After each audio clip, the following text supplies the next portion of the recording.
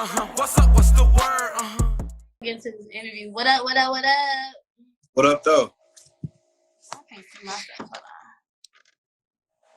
All right, there we go. How are you? I'm doing good. How you feel? I'm blessed. You know, no complaints. So are we calling you California or Cali? My full name is California Jones, but I go by Cali. Yeah, Cali. Okay. Whatever you want to call me. Is California your real name? No, that's not my real name. It's my stage. I really thought it was. That's a nice name for a man, though. California. Thank you. You know what's funny? I actually named my daughter Cali. So. Oh, that's so cute. Yeah. That's so cute. So where did the name come from? That's where I'm from. I was born in Los Angeles, and I don't know. One day it just hit me, California Jones, and I just ran with it. Okay. But you based in Chicago now? Yeah, I've been here for a little minute. What made you move to Chicago? I actually came here with my family back in like '09, and then they moved down to Texas, so they left me by myself. Why you stay here? I love this city, man. It's a beautiful city, you know. I'm with it. I love Chicago too. I love it for sure. Maybe my favorite city, for real. Really? Okay, because Chicago my favorite city too. Sure. I've been to a lot of places, but I feel like the food and like the skyline, like it don't hit like Chicago do. And I'm a foodie. I love to eat. So if I could go somewhere and get like, I think Chicago's the only city where you can go and get like so many different types of foods, but it's all gonna be fire. Always, and I love to eat.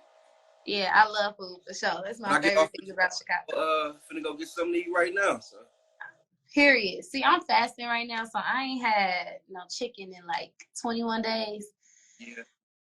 But it's cool. We're gonna get it through. Okay. I was gonna ask you what part of Chicago you was from, but when you were performing, you was giving me like a different vibe. Like I got the vibe that you wasn't from here. So it kind of makes sense. So you did win the What's the Buzz open mic. Yes, ma'am. How was that? Did you think you was gonna win? I mean, to be honest, yeah. Like I knew I was win before I got there. You feel me? Period. I had already prayed on it. I had already went through it in my head 1,000 times. I was ready.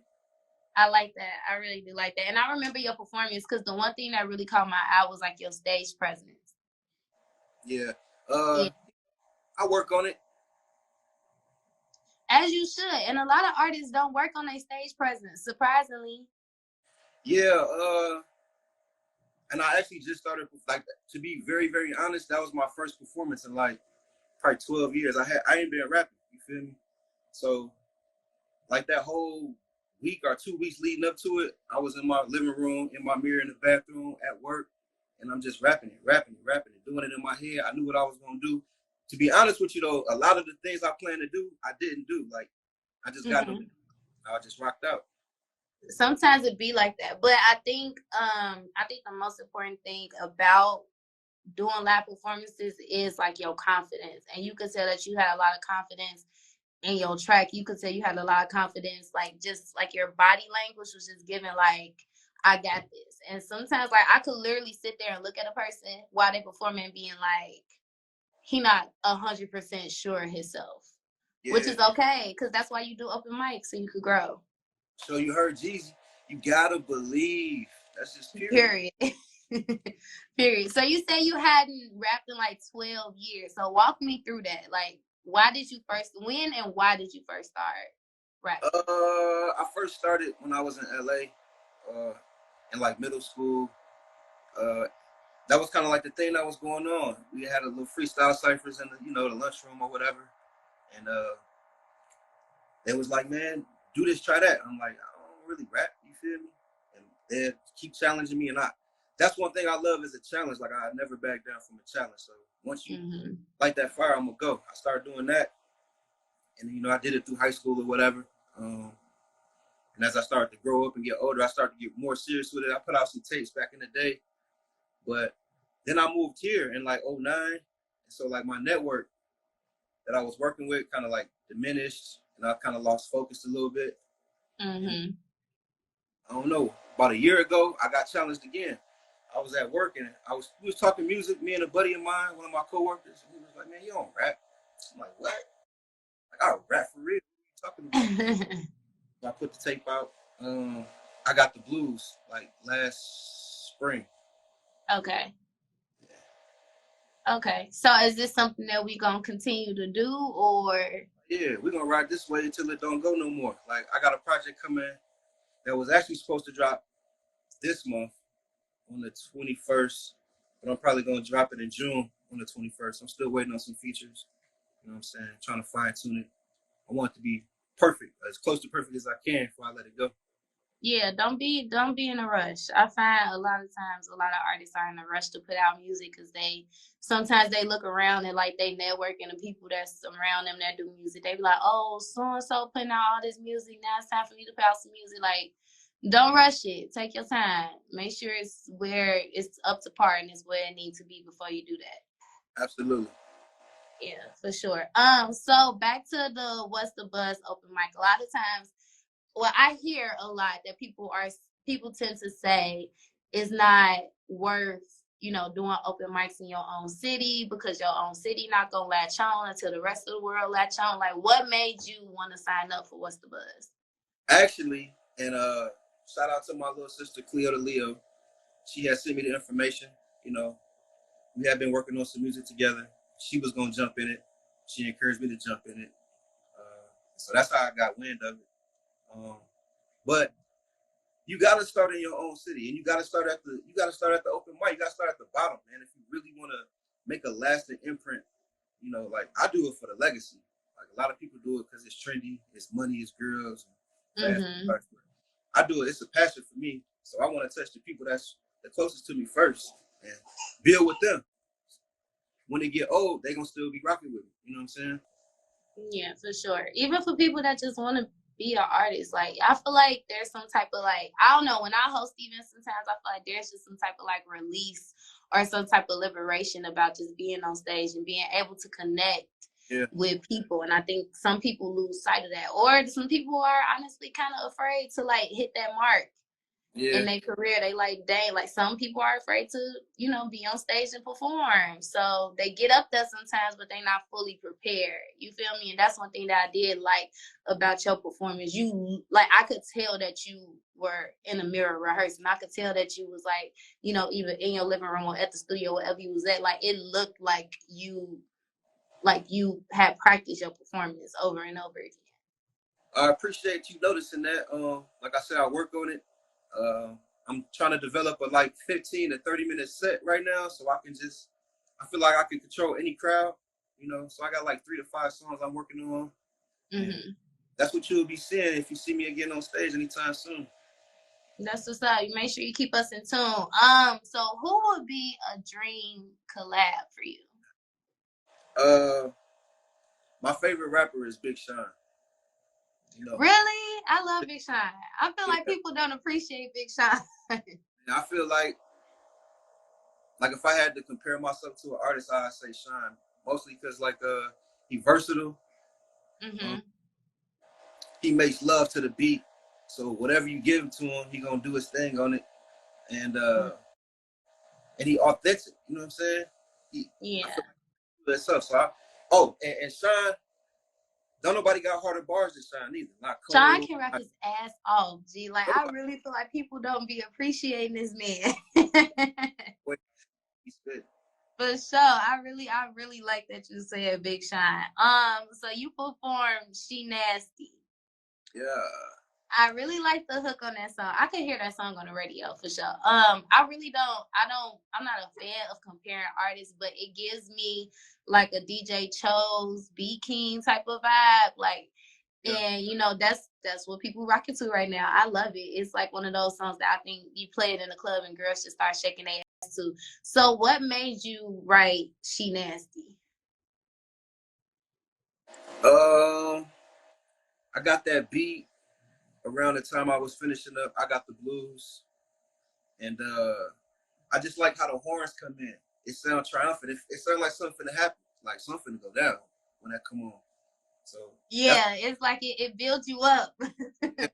That's what attracted me to it. And then I think I had wrote something totally different for it. I had a buddy that was supposed to get on it with me, and nothing came of that. So I just got to writing it. I don't know where the hook came from. I don't know where the bars came from. I be really giving a lot of glory to God because I feel like most of the stuff I write, I don't write. Like he write it. It was already written for real. Even though I don't always say So the most. God wrote. God wrote She Nasty. Did you hear what I just said? Even though I don't always say the most things, God is always in my pen. I promise. You was breaking up. All I heard was God wrote it. For real. God wrote She Nasty. That's a shirt. You should get that on the shirt. On the real. God, that's what I'm working God wrote She Nasty. Because he did. You know, God said it's already written.